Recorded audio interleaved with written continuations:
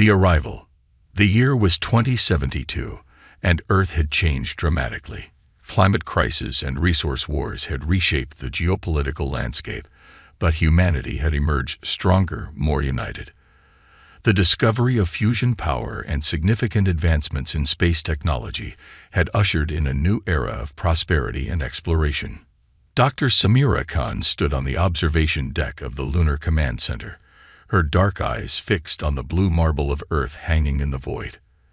As the head of Earth's Unified Space Defense Initiative, USDI, she carried the weight of humanity's safety on her shoulders. Little did she know that weight was about to become much heavier. Dr. Khan, a voice crackled through her earpiece. It was her assistant, David Chen.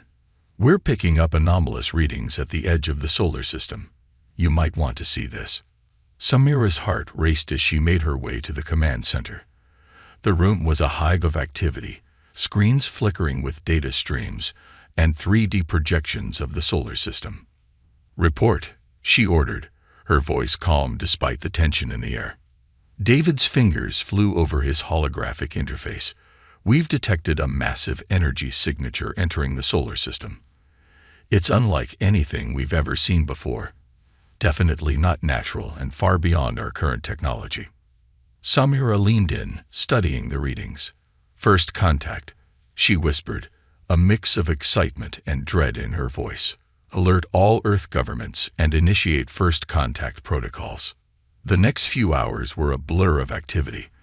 As the unknown object approached, more details became clear. It wasn't a single ship, but a fleet. Dozens of massive vessels, each larger than the largest cities on Earth. Earth's governments were in chaos. Some called for immediate military action, others for attempts at peaceful communication. Samira fought to keep a level head, coordinating Earth's response from the Lunar Command Center. We're receiving a transmission, David announced, his voice tight with tension. The main screen flickered to life, revealing a being that was undeniably alien. Its form was vaguely humanoid, but with iridescent, scaled skin and multiple pairs of eyes arranged around a bulbous head. People of Earth, the alien's voice boomed, translated by advanced AI. We are the Zarketh Imperium. Your world now falls within our domain.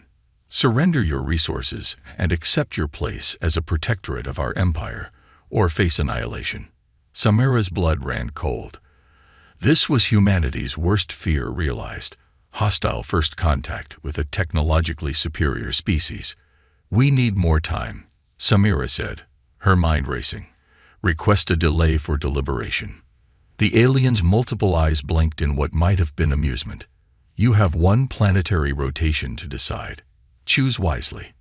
The transmission cut off, leaving the command center in stunned silence. Options, Samira demanded, looking around at her team. Our most advanced weapons wouldn't even scratch their ships, the military liaison reported grimly. We're outgunned and outmatched. Samira refused to accept defeat. Keep working. We've overcome impossible odds before. We'll do it again. As the deadline approached, Earth's defenses were on high alert. Every satellite, every weapon, every ship was ready for what seemed like a hopeless battle. Samira had relocated to USDI's underground bunker in the Rocky Mountains, coordinating with world leaders for what might be humanity's last stand. The Zarketh fleet entered Earth's orbit precisely when they said they would.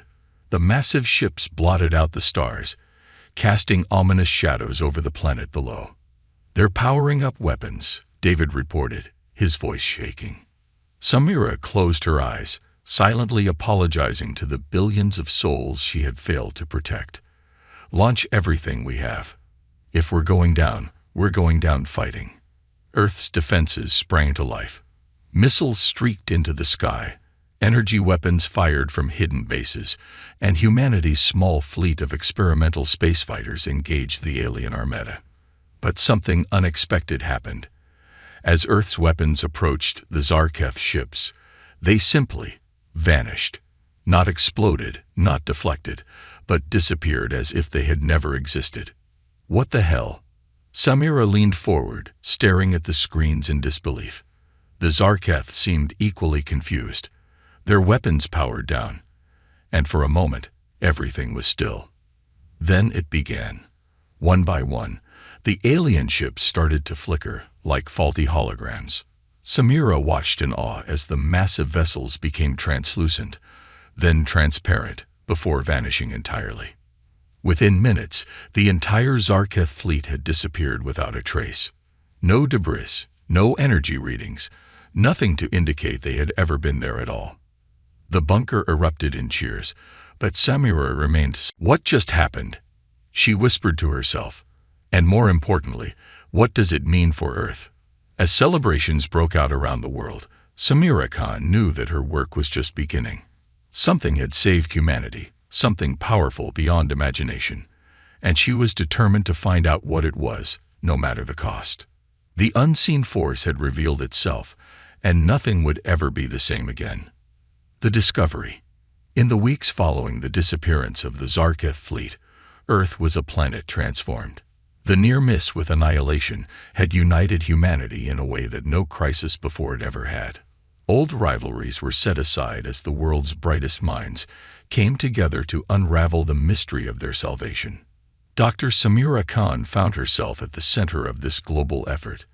The Unified Space Defense Initiative had been reorganized and expanded into the Terran Defense and Research Coalition, TDRC, with Samira at its helm. Their mission was clear: discover the nature of the force that had protected Earth and find a way to control it. Another day, another dead end. Dr. Marcus Rivera grumbled, tossing a tablet onto the cluttered conference table. As the lead physicist on the project, his frustration was palpable. Whatever this force is, it doesn't seem to follow any laws of physics we understand. Samira nodded, understanding his frustration. We need to think outside the box. This isn't just advanced technology we're dealing with. It's something more. The team had been working around the clock, analyzing every scrap of data from the encounter. They had detected minute gravitational anomalies, quantum fluctuations that defied explanation, and energy signatures that seemed to flicker in and out of existence. What if Zara Chen, a brilliant young theoretical physicist, spoke up? What if we're not looking at a force at all? What if it's an entity? The room fell silent as the implications of her words sank in. An entity. Marcus scoffed. Like what? Some kind of space god? Zara shook her head. Not necessarily. But think about it. The selectivity of its actions, the way it seemed to understand the threat. That suggests intelligence. Samira's mind raced with the possibilities. If it is an entity, how do we communicate with it? How do we even detect it? Their discussion was interrupted by an urgent alert. David Chen, now Samira's second-in-command, burst into the room. "We've got another contact," he announced, his face pale. "Different from the Zarketh, but definitely alien. They'll be here in less than 24 hours. The news sent a ripple of tension through the room. Earth was still recovering from the last encounter, and now they faced another unknown threat.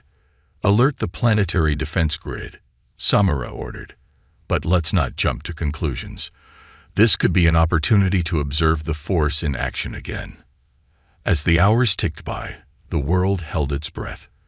The new alien fleet approached cautiously, as if aware of the fate that had befallen the Zarketh. When they entered orbit, a transmission was broadcast globally. "People of Earth," a melodious voice echoed across the airwaves. "We are the Elysian Collective. We come seeking knowledge of the great protector that guards your world. We mean you no harm and wish only to understand." The Elysian ships were organic in design, all sweeping curves and bioluminescent patterns. They made no aggressive moves, maintaining a respectful distance from Earth. Samira and her team worked frantically to draft a response. This was an unprecedented opportunity, a peaceful first contact and potential allies in understanding the mysterious force. "Greetings, Elysian Collective," Samira's voice was broadcast back. "We welcome peaceful exchange. However, we must inform you that we do not control the force you call the Great Protector. We are still seeking to understand it ourselves." There was a pause before the Elysians responded. Fascinating. You have such a powerful guardian, yet you know not its nature. We would be honored to assist in your search for understanding. What followed was a flurry of diplomatic negotiations and scientific exchange. The Elysians shared their knowledge freely. Tales of other worlds protected by similar phenomena, theories about the nature of the Force, and advanced sensor technology to help in Earth's investigations. With the Elysians' help, Samira's team made a breakthrough. They detected a pattern in the quantum fluctuations surrounding Earth, a vast, intricate web of energy that enveloped the entire planet. "It's like a nervous system," Zara exclaimed, her eyes wide with excitement as she studied the 3D projection. "But on a planetary scale." Marcus nodded, equally amazed. "And look at these nodes. They correspond to major ley lines and places of geological significance. It's as if the planet itself is alive." Samira felt a chill run down her spine. "Are you saying that Earth is conscious?" Before anyone could respond, alarms blared throughout the facility. David rushed in, his face grim. "We've got a problem," he announced. "Long-range sensors have picked up a massive fleet heading our way. It's the Zarketh. And this time, they'd brought reinforcements." The room erupted into chaos. The Elysians, still in orbit, offered their assistance, but their technology was no match for the Zarketh war machine. As Samira coordinated Earth's defenses, her mind raced with the implications of their discovery. If Earth truly was alive, if this planetary consciousness was responsible for protecting them, how could they communicate with it? How could they ensure it would protect them again? The fate of humanity now rested on unraveling this mystery before the Zarketh arrived. The clock was ticking, and the greatest challenge in human history loomed on the horizon. Samira looked out the window at the blue sky above, wondering if the living planet beneath her feet was aware of the danger approaching. "Come on, Earth," she whispered. "We need you now more than ever." The revelation. As the Zarketh Armada approached, Earth was a planet preparing for war while desperately searching for peace. Dr. Samira Khan found herself caught between two equally vital tasks: coordinating global defenses and pushing forward with their research into Earth's mysterious protective force. The Elysian Collective had proven to be invaluable allies. Their advanced sensors had allowed Samira's team to map the intricate energy web surrounding the planet in unprecedented detail. But understanding its nature and communicating with it remained frustratingly out of reach. "We're missing something," Samira muttered, staring at the holographic display of Earth's energy field. The swirling patterns of quantum fluctuations were hypnotic, almost like brainwaves. Zara Chen gasped, her eyes wide with realization. The patterns, they're similar to neural oscillations in a brain, but on a massive scale. Marcus Rivera skeptically raised an eyebrow. "Are you suggesting that the entire planet is thinking?" "Not in the way we understand thought," Zora explained excitedly. "But yes, essentially. What if the Earth's core is like a central processor, the magnetic field its neural network, and various geological features act as sensory inputs?" The implications were staggering. If Earth was indeed a form of planetary intelligence, it changed everything about how humanity viewed its home. But how do we communicate with a mind so vast and alien? David Chen asked, voicing the question on everyone's minds. It was at that moment that an unexpected voice joined the conversation.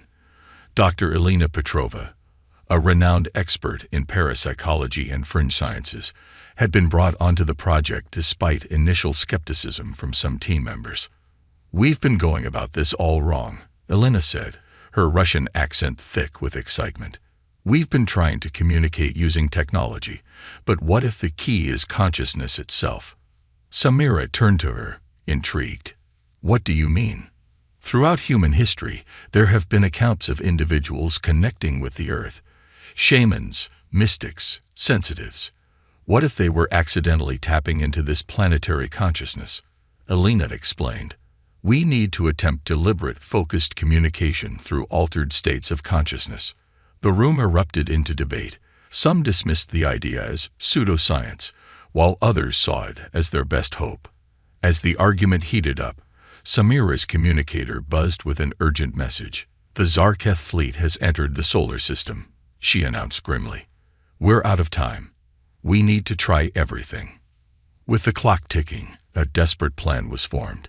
Using a combination of Elysian technology and Earth's most advanced neurofeedback systems, they would attempt to link human minds directly with the planetary consciousness. Volunteers were called for, and to no one's surprise, Samira insisted on being one of them. "I'm not asking anyone to take a risk I'm not willing to take myself," she said firmly. As the Zarketh ships approached Mars, Samira, Elena, and 3 other volunteers were placed in isolation chambers deep beneath the Rocky Mountains. The chambers were lined with rare earth minerals that the Elysians claimed would amplify the connection. "Remember," Elena's voice came through the speakers, "don't try to force it. Let your mind expand. Feel the rhythm of the earth beneath you." Samira closed her eyes, trying to calm her racing thoughts. The fate of humanity rested on this desperate gamble. She focused on her breathing, on the solid rock surrounding her, on the gravitational pull binding her to the planet. At first, there was nothing but darkness and the sound of her own heartbeat. But slowly, almost imperceptibly, she began to feel something. A vastness beyond imagining, a sense of deep time that made human history seem like the blink of an eye. Fragments of images and sensations flooded her mind. The slow dance of tectonic plates, the pulse of the magnetic field, the ebb and flow of ecosystems over millions of years. And through it all, a growing awareness of the life that had evolved on its surface. Samira gasped as the realization hit her. The Earth wasn't just alive, it was awake, and it had been watching humanity with a mixture of curiosity, concern, and something akin to parental affection. "Oh my God," she whispered, tears streaming down her face. "We're not alone. We've never been alone." As the connection deepened, Samira began to understand. The Earth's consciousness operated on a timescale so vast that human civilization was barely a blip. But it had recognized the potential in humanity, the spark of something greater. It had protected them, not just from the Zarketh, but from countless cosmic threats over millennia, nudging their evolution, waiting for the day they would be ready to understand. With a jolt, Samira was pulled back to full consciousness. The isolation chamber felt cramped and confining after the vast expanses she had experienced. As she stumbled out, she saw the other volunteers in similar states of awe and disorientation. Did you feel it too?" Zar asked, her voice trembling. Samira nodded, still struggling to put the experience into words. "It's alive," she managed, "and it's been protecting us all along." As the team shared their experiences, a coherent picture began to form. The Earth's consciousness was ancient and alien, operating on principles barely comprehensible to human minds. But it had recognized in humanity a kindred spark of intelligence and had taken on the role of silent guardian.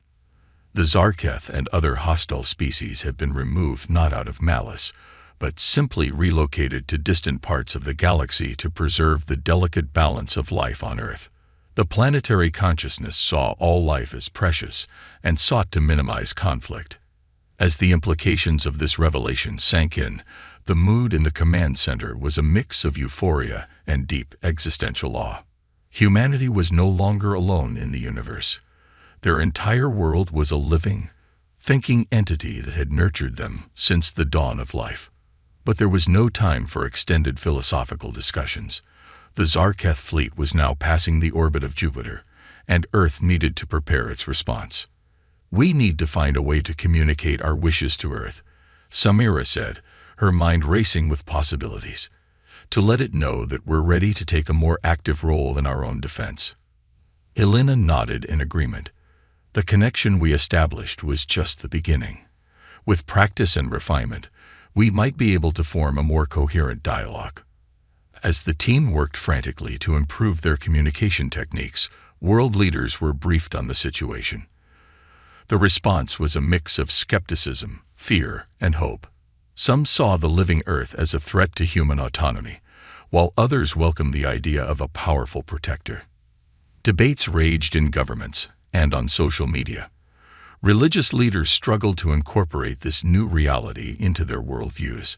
Scientists around the world clamored for more data, more opportunities to connect with the planetary consciousness. Amidst the chaos, the Elysian Collective provided a voice of experience. They revealed that several of their own worlds had similar protective entities, and that learning to coexist and cooperate with these planetary minds had been a crucial step in their species' development. As the Zarketh fleet entered the inner solar system, Samira and her team made a breakthrough.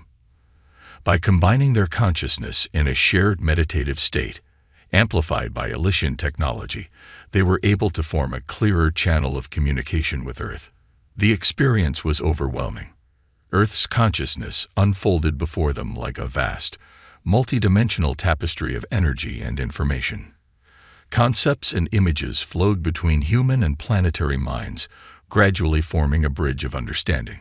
Samira felt the Earth's deep concern for its human children, its desire to protect them balanced against its recognition of their need to grow and face challenges. She conveyed humanity's gratitude, their determination to learn and evolve, and their readiness to face the galaxy on their own terms. As the connection deepened, Samira suddenly understood something that changed everything. The Earth's protective abilities weren't just a passive shield. They could be actively directed by a sufficiently advanced consciousness, or consciousnesses working in harmony with the planet. With this realization, a plan began to form. Humanity wouldn't just hide behind Earth's protective field. They would work in concert with it, adding their creativity and determination to the Earth's raw power. As the Zarketh fleet approached Mars, Samira shared her plan with the world's leaders and the Elysian allies. It was audacious, unprecedented, and their only hope of not just surviving, but declaring humanity's place in the galactic community. Across the globe, millions of people prepared to participate in a simultaneous mass meditation, guided by Samira's team and supported by Elysian technology. As the Zarketh entered Earth's orbit, humanity would attempt to meld its collective consciousness with the planetary mind, creating a unified defense unlike anything the galaxy had ever seen. The stage was set for a confrontation that would determine the fate of humanity and redefine their place in the cosmos. As she made final preparations, Samira looked up at the sky, knowing that the real battle would take place not in space, but in the shared mindscape of an entire living world. "Ready or not," she whispered, "here we come." The test. The Zarketh Armada emerged from faster-than-light travel just beyond the orbit of Mars, their massive ships blotting out the stars. Earth's detection systems lit up, and a tense silence fell over the planet's command centers. In the heart of the Rocky Mountain facility, Dr. Samira Khan took a deep breath, centering herself. Around the world, billions of humans were doing the same, preparing for the unprecedented psychic link-up that was humanity's best hope for survival. "All systems are go," David Chen reported, his voice tight with tension. "Elysian amplifiers are online and stable. We're as ready as we'll ever be." Samira nodded, her eyes closed in concentration. "Initiate the global link." At her word, a carefully choreographed sequence began. Elysian transmitters pulsed in harmony with Earth's own electromagnetic field. In homes, offices, and public spaces around the world, people fell into a light meditative trance, guided by a combination of sound frequencies and visual cues. Samira felt the connections forming, billions of human minds gradually synchronizing, creating a vast network of consciousness. It was dizzying, overwhelming, but she forced herself to focus, to be the conduit between humanity and the living Earth beneath their feet.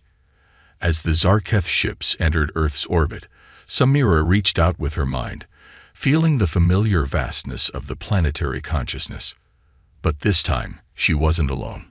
The collective will of humanity flowed through her, merging with the ancient awareness of Earth itself. The sensation was indescribable. Samira felt as if she had become the planet, aware of every mountain, every ocean current, every tremor in the crust. And more than that, she felt the invisible tendrils of Earth's protective field, the same force that had vanished the previous Zarketh fleet.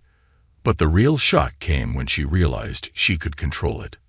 With a thought, she extended the field outward, enveloping the Zarketh ships in a shimmering, barely visible energy. She felt the aliens' confusion, their weapons powering up but finding no targets, their sensors unable to penetrate the protective bubble.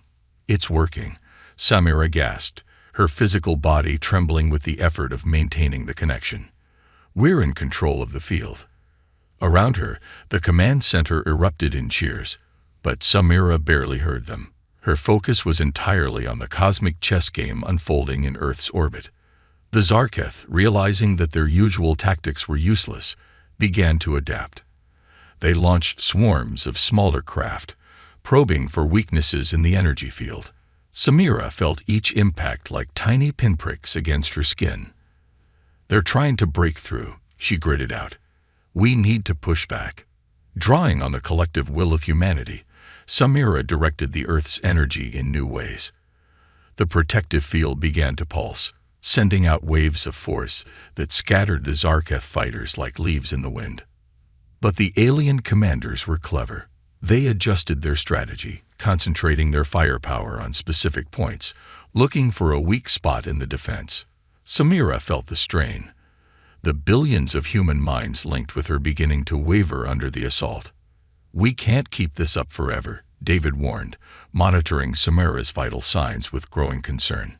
"The physical and mental strain is too much." Samira knew he was right. Already, she could feel people around the world beginning to falter, the unity of thought fragmenting under the pressure. They needed to end this quickly. An idea formed in her mind, born from the melding of human ingenuity and Earth's ancient power. With careful precision, she began to shake the energy field, not just as a barrier, but as a tool. Tendrils of force reached out, wrapping around the Zarketh ships. There was no violence, no destruction, just an inexorable pull as the vessels were slowly but firmly moved away from Earth. The Zarketh fought against it, their engines straining, weapons firing uselessly into the void. But they could no more resist than a leaf could fight against a hurricane.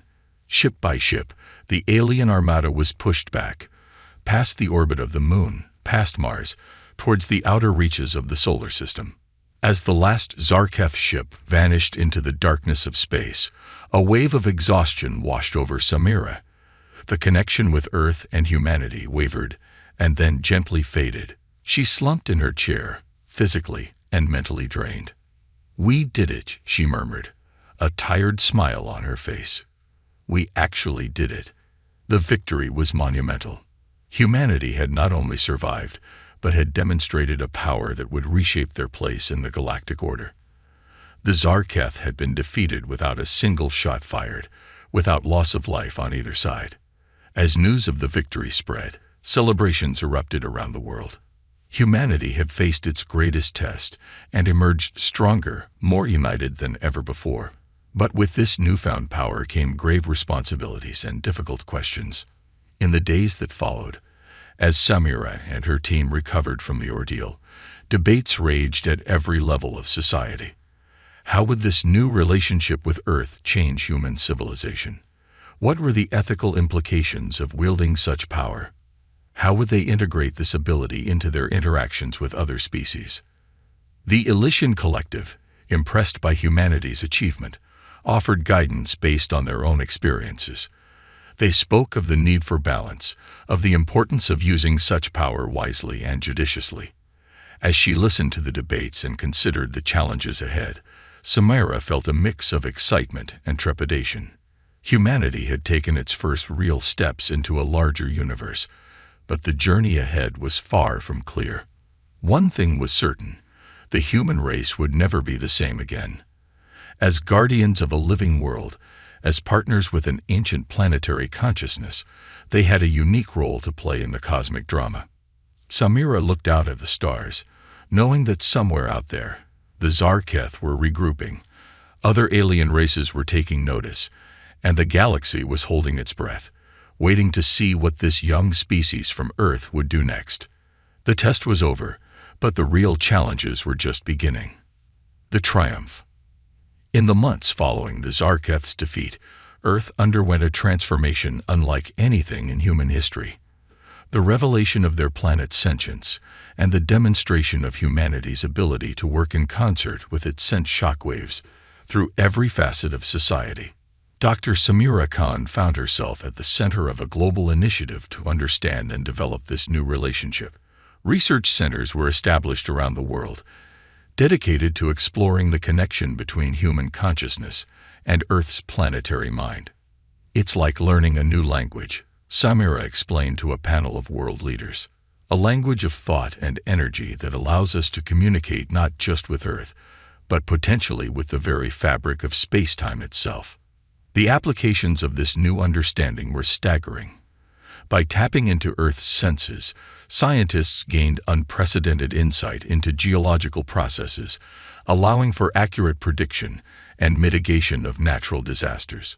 Climate engineers found ways to work in harmony with the planet's systems, rapidly reversing centuries of environmental damage. But it wasn't just Earth that humanity could now sense. As they refined their abilities, they began to perceive the complex web of gravitational fields and dark matter that permeated the galaxy. It was like gaining a new sense, one that allowed them to navigate the cosmos in ways they had never imagined. The Elysian Collective watched these developments with a mixture of pride and concern. They had seen other young species grapple with similar awakenings, not all of them ending well. Power often outpaces wisdom. The Elysian ambassador cautioned during a UN session. "We urge you to proceed with caution and always consider the broader consequences of your actions." Samira took these warnings to heart. She worked tirelessly to establish ethical guidelines for the use of Earth's protective abilities, emphasizing cooperation over confrontation, defense over offense. But not everyone shared her cautious approach. General Zhao of the Chinese military argued for a more assertive stance. "We should use this power to establish human dominance in our solar system and beyond," he declared. "It's time for Earth to take its rightful place as a galactic superpower." These debates played out on the global stage, with humanity struggling to find a balance between their newfound abilities and their moral responsibilities. It was amid these heated discussions that long-range sensors detected a new threat approaching the solar system. A vast fleet, dwarfing even the Zarketh Armada, was headed straight for Earth. Initial panic gave way to grim determination. This time, humanity would face the challenge united and prepared. As the alien fleet approached, it became clear that this was no single species, but a coalition of races. The Zarketh were there, but so were dozens of other species, some familiar from Elysian records, others completely unknown. "They've united against us," Samira realized with a chill. "They see us as a threat to the established galactic order." The coalition's message was clear. Earth would submit to galactic authority and cease all use of its unlawful planetary defense system, or face immediate annihilation. The world's leaders turned to Samira and her team. This was the moment of truth, the ultimate test of humanity's new capabilities and their moral fiber. Samira took a deep breath, feeling the weight of billions of lives on her shoulders. "We won't back down," she declared. "But we won't become the very thing we're fighting against either. We'll show them who we really are." As the alien armada entered the solar system, Samira initiated the global link. This time, billions of minds joined willingly, eagerly, their thoughts harmonizing with practiced ease. Samira felt the familiar vastness of Earth's consciousness envelop them, and together, they reached out into space. But instead of forming a barrier or weapon, they did something unexpected. They opened a channel of communication unlike anything the galaxy had ever seen. Through the combined power of human empathy and Earth's cosmic senses, they touched the minds of every being in the approaching fleet, not to control or coerce, but to share, to show them humanity's journey, their hopes, their fears, their dreams of a peaceful cosmos. The effect was immediate and profound. Across the Armada, weapons powered down as alien minds reeled from the unexpected contact. They had come expecting to find monsters, a young species drunk on power. Instead, they encountered a race painfully aware of its responsibilities, seeking understanding rather than domination. For 3 days, as the alien fleet hung motionless in space, this telepathic exchange continued. Humanity shared their story, and in return, received glimpses of 100 alien cultures, 1,000 worlds, a galaxy far more diverse and wondrous than they had ever imagined. When it was over, when the last mind gently disconnected from the cosmic link, there was a moment of profound silence.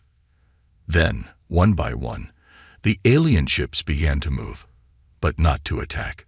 They formed a massive honor guard, creating a corridor of light leading to Earth. A single ship, carrying representatives from each species in the coalition, descended to the planet's surface. In a meadow in Geneva, under the open sky, the first true galactic summit took place. Samira, as humanity's representative, stepped forward to greet the alien delegates. Words were unnecessary. The understanding they had shared went far deeper than language. The leader of the coalition, a being of living crystal and light, extended an appendage. Samira took it, and in that touch, a new era of galactic history began.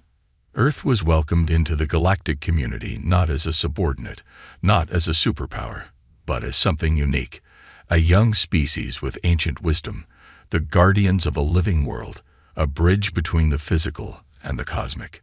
As news of the peaceful resolution spread, celebrations erupted around the world. Humanity had faced its greatest challenge and emerged not just victorious, but transformed. They had proven themselves not through force of arms, but through the strength of their empathy, their creativity, and their unwavering hope for a better future. Samira looked up at the stars, now filled with possibility rather than threat. The journey ahead would not be easy. There would be challenges, setbacks, hard decisions to make. But for the first time, she felt truly optimistic about humanity's place in the universe. They were no longer alone. They were part of something greater, custodians of life, explorers of consciousness, and champions of understanding. The human adventure was just beginning.